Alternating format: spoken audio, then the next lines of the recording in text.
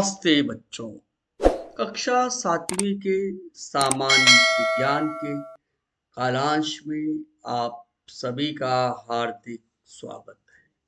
बच्चों, आज हम पाठ 14 तत्व, यौगिक और मिश्रण इस पाठ के स्वाध्याय के प्रश्नों का उत्तर का अध्ययन करेंगे। आइए शुरुआत करते हैं। प्रश्न क्रमांक 1, मेरे मित्र कौन कौन है? अर्थात इस प्रश्न में आपको जोड़ियां मिलानी है। समूह अ में देखिए क्या है, समूह ब में क्या दिया, मैं आपको उत्तर बता रहा हूं बच्चों। समूह अ में स्टेनलेस स्टील, बच्चों यह मिश्र धातु। चांदी, चांदी यह धातु है। भुना हुआ चकली का आटा, बच्चों यह मिश्रण है। नमक यौगिक, कोयला तत्व है, हाइड्रोजन अधातु। इस तरह से हमें जोड़ियां मिलाना है। आइए प्रश्न क्रमांक दूसरा देखते हैं। बच्चों प्रश्न क्रमांक दूसरा क्या है? जड़ N C D X E B R T I C U F E S I I R P T संकेतों के आधार पर तत्वों का नाम लिखना है। बच्चों यहाँ पर दिया गया है इनका संकेत और इनका नाम लिखना है। तो हमने बच्चों कॉलम बनाया है। जड़ यन ये संकेत जस्ते का, या इसको हम जिंक भी कहते हैं। सी डी कैडमियम का संकेत है। एक्स ई जेनॉन का संकेत है। बी आर ब्रोमीन का संकेत है। टी आर टाइटेनियम का संकेत है। इसी प्रकार बच्चों सी यू को हम कॉपर भी कहते हैं, हिंदी नाम तांबा है। एफ ई आयरन, हिंदी नाम लोहा है। S I silicon, I R iridium और अंतिम है पीटी प्लेटिनम। इस प्रकार तत्वों का संकेत और उसके नाम को हम लिखते हैं। आइए प्रश्न क्रमांक 3 देखते हैं। नीचे दिए गए यौगिकों के अणुसूत्र क्या है? बच्चों यहाँ पर हाइड्रोक्लोरिक अम्ल दिया गया है HCl, HCl इसका अणुसूत्र है। सल्फ्यूरिक अम्ल H2SO4, H के नीचे 2 लिखना है। 2 हाइड्रोजन के 2 अणु, सल्फर का 1, ऑक्सीजन का 4। O 4 यहाँ पर हमने बगल में लिखा है, लेकिन आपको O के नीचे लिखना है H2SO4। Sodium chloride NaCl, glucose C6H12O6। बच्चों जो हम कार्बन के परमाणुओं की संख्या लिखते हैं 6, और C के नीचे लिखना है, 12H के नीचे लिखना है, O के नीचे 6 लिखना है। तो इस तरह से हमको अणुसूत्र लिखना है। मीथेन का संकेत क्या है बच्चों? CH4। अणुसूत्र कार्बन का एक अणु और हाइड्रोजन के 2 परमाणुओं से मिलकर मीथेन का एक अणु बनता है। इस प्रकार से बच्चों हमें अणुसूत्र लिखना है। वैज्ञानिक कारण लिखिए। मक्खन निकालने के लिए छाछ को मथा जाता है। बच्चों छाछ या दही दोनों को यहां लिख सकते हैं। मक्खन निकालने के लिए छाछ या दही को क्यों मथा जाता है? मक्खन निकालने के लिए दही को मथनी से तेजी से घुमाने पर अपकेंद्रीय बल उत्पन्न होता है, जिसके कारण द्रव में ठोस कण बाहर निकल जाते हैं, जिसे हम मक्खन कहते हैं। इसलिए दही को मथा जाता है। अगला प्रश्न क्या है बच्चों? वर्ण लेखन विधि में पानी कागज के सिरे तक चढ़ता है, परंतु मिश्रण के घटक कम ऊंचाई तक चढ़ते। बच्चों पदार्थ के 2 गुणधर्मों का उपयोग इस विधि में किया गया। विलायक में घुलनशीलता और छन्नक कागज पर उसके चिपके रहने की क्षमता, ये 2 गुणधर्म परस्पर विपरीत है और वे विभिन्न द्रवों के लिए विभिन्न होते हैं। इस कारण घटक द्रव्य छन्नक कागज के सिरे तक न चढ़कर कम ज्यादा अनुपात में पीछे रहते हैं। इसलिए बच्चों, जो प्रश्न है उसका उत्तर हम लिखेंगे कि वर्ण लेखन विधि में पानी कागज के सिरे तक चढ़ता है, परंतु मिश्रण के घटक कम ऊंचाई तक चढ़ते हैं। प्रश्न क्रमांक 3 देखिए बच्चों, क्या है? ग्रीष्म ऋतु में पानी भरे बर्तन पर बाहर से गीला कपड़ा लपेटा जाता है। बच्चों, आप देखते हैं गर्मी के मौसम में पानी भरे हुए बर्तन पर गीला कपड़ा लपेटने से क्या होता है कि बर्तन के आसपास का तापमान कम हो जाता है और बर्तन के अंदर का पानी ठंडा हो जाता है। इसलिए गर्मी के मौसम में पानी भरे बर्तन पर बाहर से गीला कपड़ा लपेटा जाता है। इस तरह से बच्चों हम प्रश्न क्रमांक 3 का उत्तर लिखेंगे। बच्चों, अगला प्रश्न है, अंतर स्पष्ट कीजिए धातु और अधातु। बच्चों, धातुओं में एक विशिष्ट चमक होती है, अधातुओं में कोई चमक नहीं होती। धातुएं प्राय कठोर, आघातवर्धनी एवं तन्य होती है। अधातुओं में कठोरता, आघातवर्धनीयता एवं तन्यता का गुणधर्म नहीं पाया जाता। धातुएं ऊष्मा और विद्युत की सुचालक होती है। अधातुएं ऊष्मा और विद्युत की कुचालक होती है।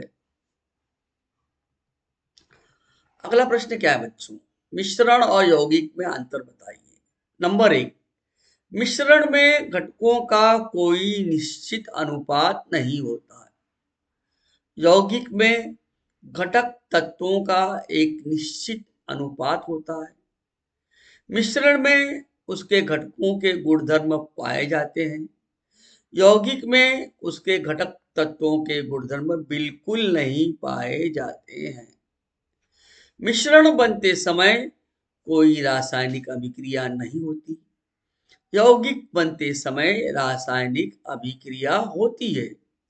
उदाहरण बच्चों, मिश्रण का उदाहरण हवा एक मिश्रण है, शरबत मिश्रण है, भेल मिश्रण है। यौगिक का उदाहरण नमक, शक्कर और पानी। अगला प्रश्न क्या है बच्चों? परमाणु और अणु में अंतर बताइए। किसी तत्व के सूक्ष्मतम कणों को परमाणु कहते हैं। अणु एक या एक से अधिक परमाणुओं के संयोग से या परमाणुओं से मिलकर अणु का निर्माण होता है। परमाणुओं का स्वतंत्र अस्तित्व नहीं होता, अणुओं का स्वतंत्र अस्तित्व होता है। चौथा, पृथक्करण और आसवन, इसमें अंतर बताना है।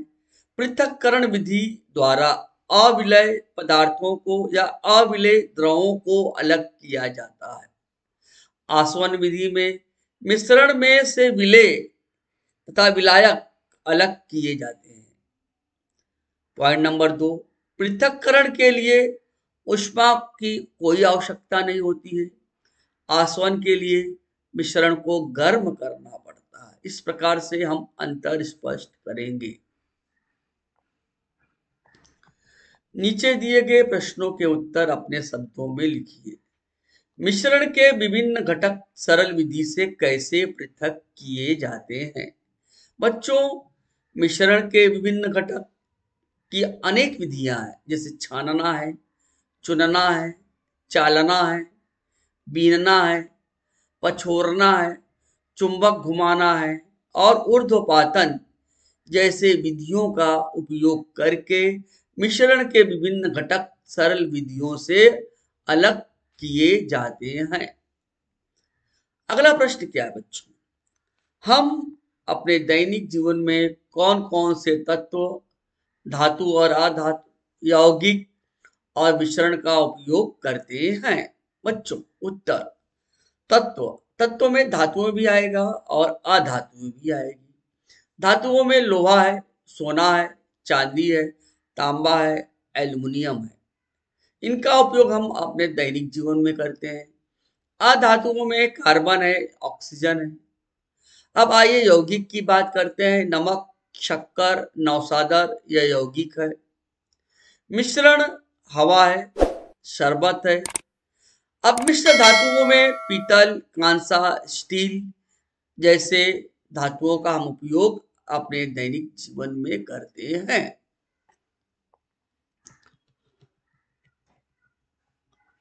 बच्चों, दैनिक जीवन में अपकेंद्री विधि का उपयोग कहाँ और किस लिए किया जाता है?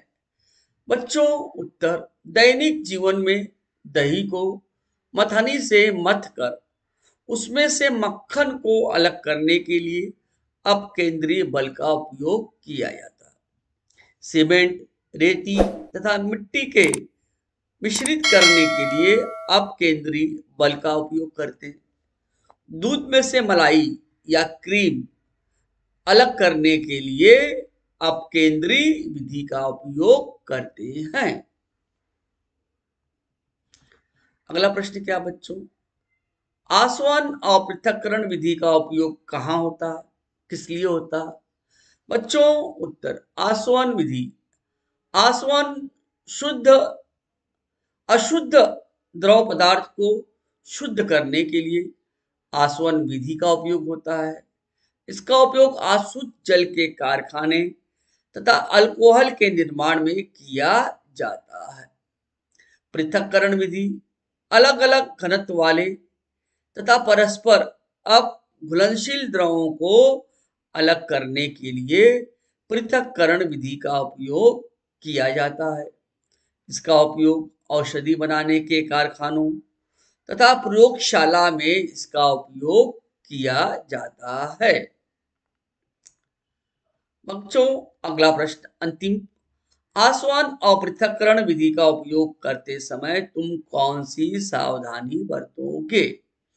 बच्चों, जब हम प्रयोग के माध्यम से आसवन विधि का उपयोग करेंगे तो हम प्रयोग करते समय कौन कौन सी सावधानी बरतेंगे, आइए देखते हैं।